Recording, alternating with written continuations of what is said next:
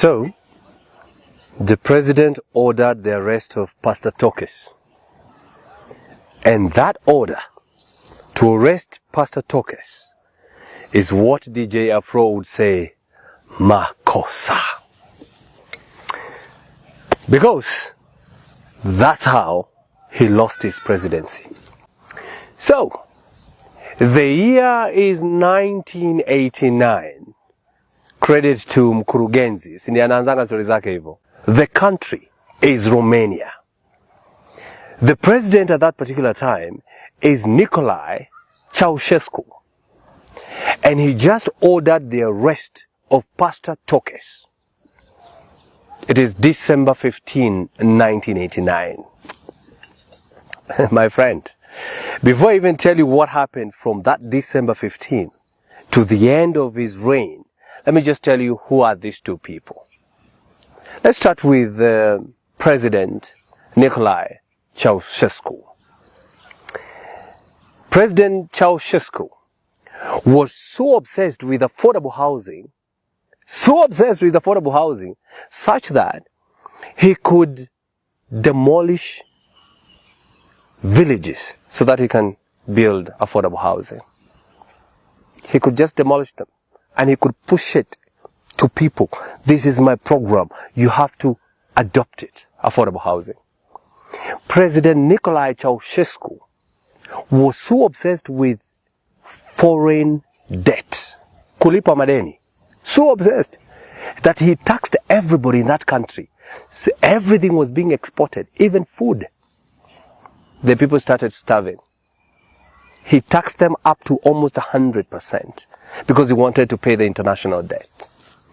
President Nicolae Ceausescu was so obsessed with construction such that he built a parliamentary palace. You know, just like the way we have State House here, renovation and everything else. He built such a big building with over 1,000 rooms. And that building, if you Google, please Google, is the second biggest parliamentary palace in the world. And at this particular time, the people are saying, no, we are dying.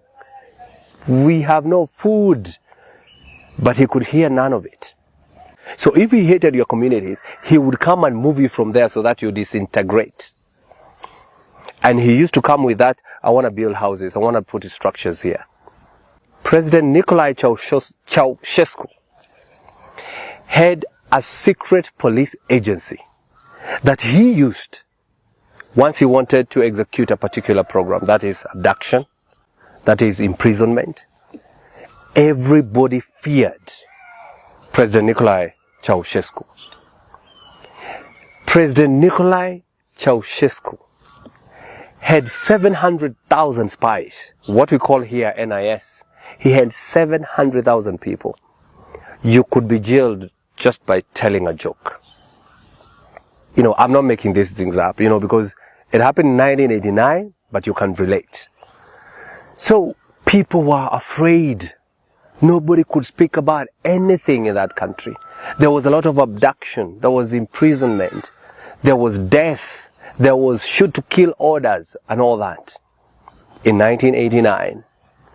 Now, before I tell you from 15th of December 1989, let me tell you who is Tokes, Pastor Tokes.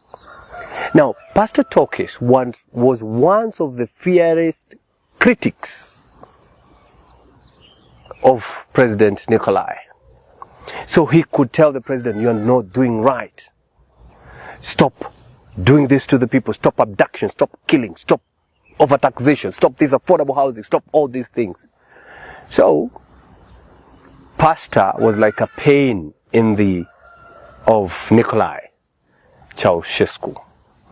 So on December 15th, President Nicolae ordered the arrest of Pastor Tokes.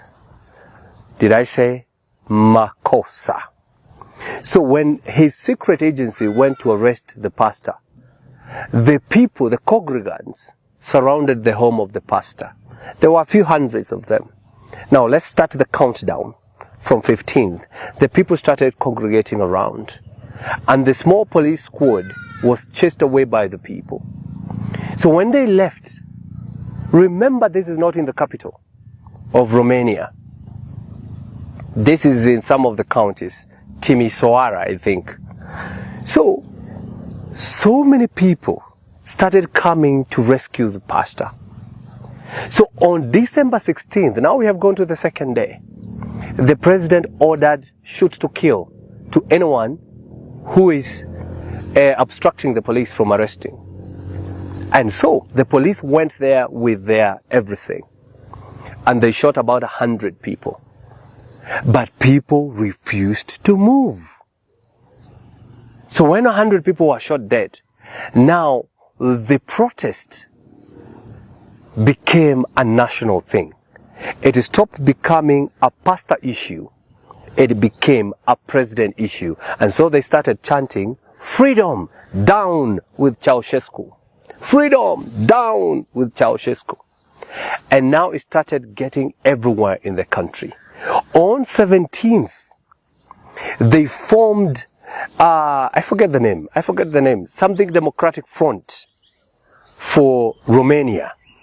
They formed that movement within a day. And the whole country, remember, it is 1989, there is no internet. Internet was invented in 1987. So internet is not there. So it is all about traditional way of people getting information. So the whole country was so angry on what happened, and they started now pushing around. People have been killed. At this particular time, the president was in Iran on 18th, and he came back on 18th of December from Iran. And I'm not making these things up. He called a press conference from his state house, and he said, "I know those who are trying to do what they're doing in this country, and I tell you, they are trying to overthrow me. And I'm telling you, my people, I'm gonna deal with them. I'm gonna crush them. And I will deal with..." You're familiar with that story. And then, that is 18th. As if that was not enough, he wanted to show the whole country, "I got people. I have people." So on 19th of December, 1989, he called a massive rally in Bucharest, which is the capital of Romania, to show the world, or to show the country, that nyinyi hamuna watu. So everybody, just like it happens sometimes here, people get paid to move, or people get paid to attend. And everybody attended. Hundreds of thousands attended. And he gave them the speech. And you know, he loved being cheered. What do you call it? Stump-chested. I don't know how to say that. I think I'm confusing. Yeah, thumb-chesting. That one, I think that one. So, what happened is that he addressed the people. People are cheering him, but not with the gusto they always have. And then he finished talking to the people. And he said, "I am saying enough is enough. Those who are trying to overthrow my government, I'm gonna deal with them from tomorrow. Enough is enough."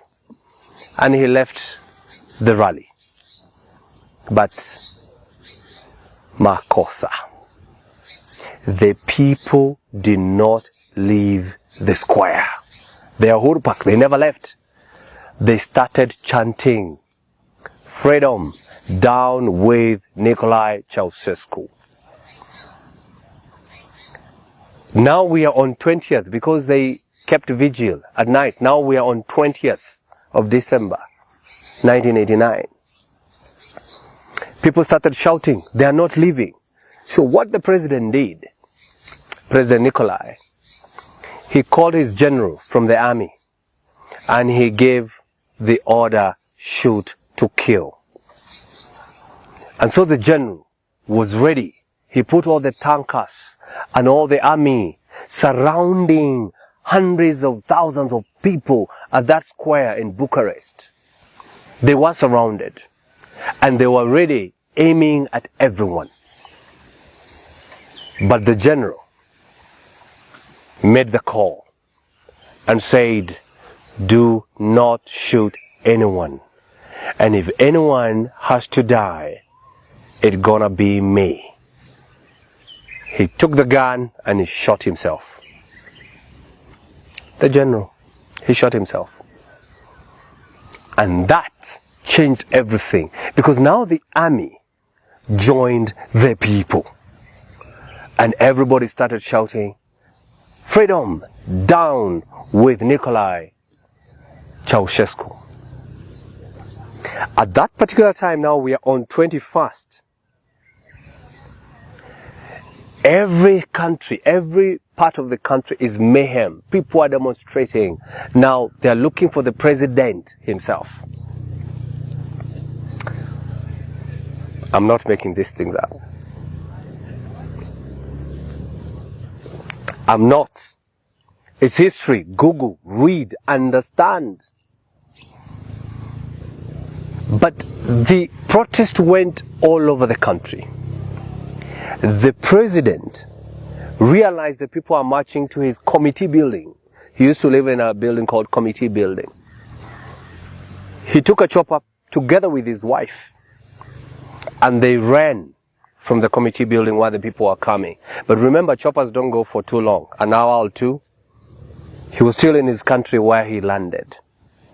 And so, the moment he landed, on 24th of December 1989, he was arrested by the military. And immediately, the next day, which on 25, within a day, you see the way here probably you see people arrested today, they're taken somewhere, you see a gazette notice within an immediate time. It happened in Bucharest, in Romania. He was arrested. Within that day, on 25th day of Christmas, he was tried. He was charged of genocide, killing, abductions, stealing, corruption, everything in between. And he was convicted and he was sentenced to death. President Nicolae Ceausescu. On 25th day of Christmas 1989, he was executed in public when everybody was watching their president being shot dead because the court said he should be executed. And that's not enough. Together with his wife.